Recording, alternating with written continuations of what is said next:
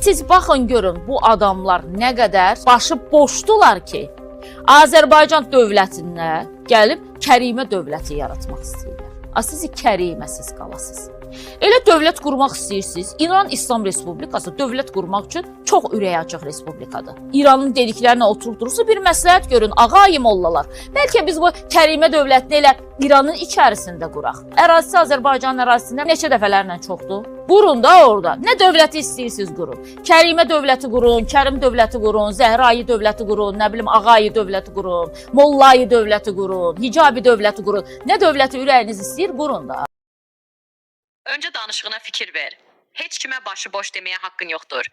Ağayə, molla sözlərini də yığışdır. Deyirsən ki, İranda Kərimə dövləti qurun.